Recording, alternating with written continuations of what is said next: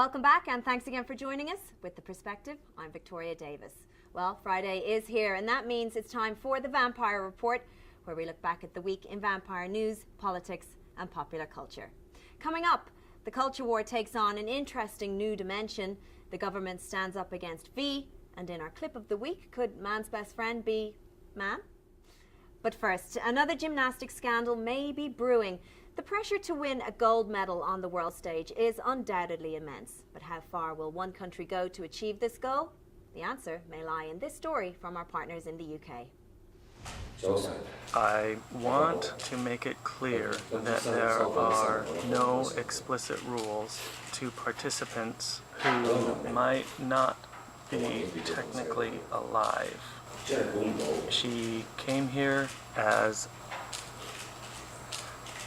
an athlete, not as a vampire. What we do know is that the video clip aired late last night and has since dominated the talks and speculations at the World Village campus.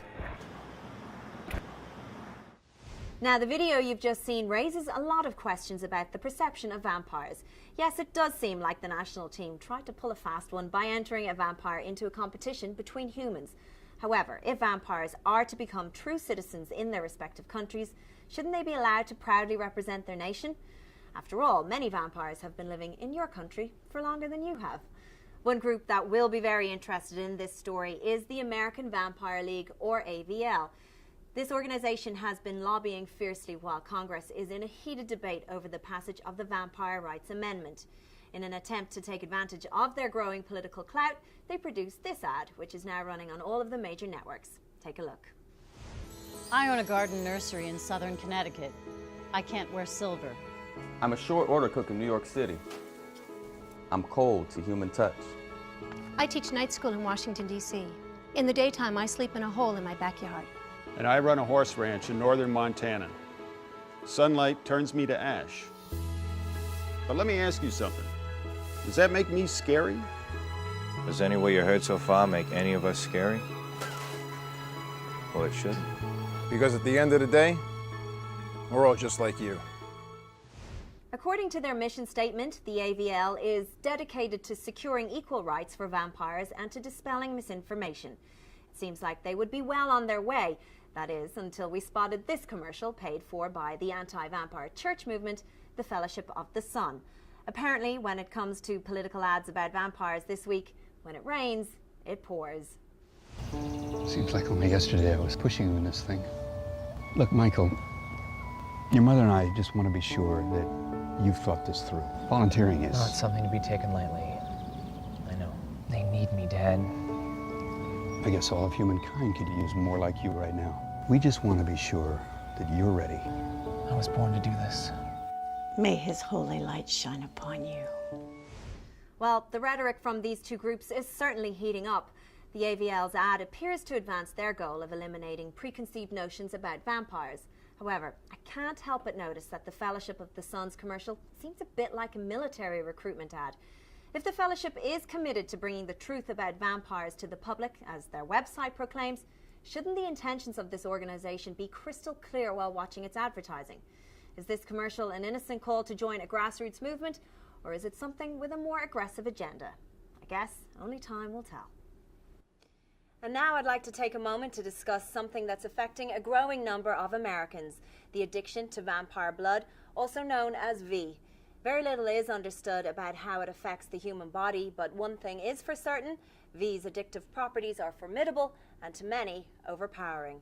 Recreational use can and often does lead quickly to dependence, and what's more, the vampires who provide this black market blood often do so unwillingly at the hands of vicious human drainers. This week, the government premiered this public service announcement aimed at scaring kids sober and away from V. I started spending everything I had on V. I stole, I lied. Still wasn't enough. I started letting vampires feed on me for a single drop of their blood. Sometimes more than one at a time. And then I got Hep D, and they wouldn't even do that. They say being addicted to V can kill you.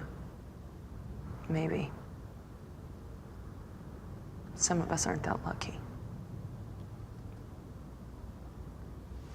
Over the past 6 months, the estimated number of people who've experimented with V in this country has more than doubled. But make no mistake, the effects of V are unpredictable.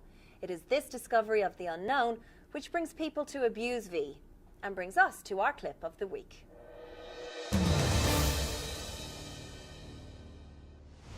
We've all grown up hearing stories about vampires turning into bats and flying out into the night.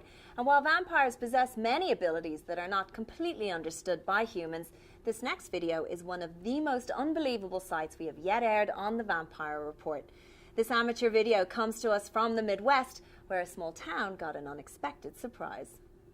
Well, here's the building that I am going to purchase. It's at 6th and Hubbard here. It's in pretty good shape. We'll probably need to fix up the outside a little bit, but I think it's going to be a pretty good investment in a really, pretty nice neighborhood here. Holy sh**. I can't believe that dog just turned into a naked dude. Holy sh**. I can't believe it. I can't believe I got this on film. Hey. Oh my God, the lady, look at, oh, the lady just ran into a tree.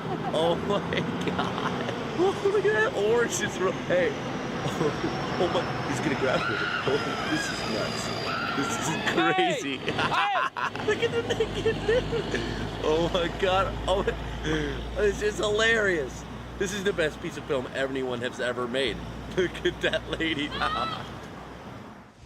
For all of you skeptics out there, you'll be amazed to know that the authenticity of this video has been corroborated by several of the top video analysis experts in the nation.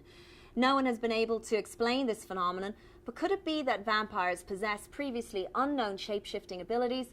Or could there be other unheard-of creatures, like vampires before them, who have yet to make themselves known to the world? I guess anything is possible. Well, that's it for this week's Vampire Report. Following a short break, we'll find out which former childhood actor still orders from the kiddie menu. Stick around.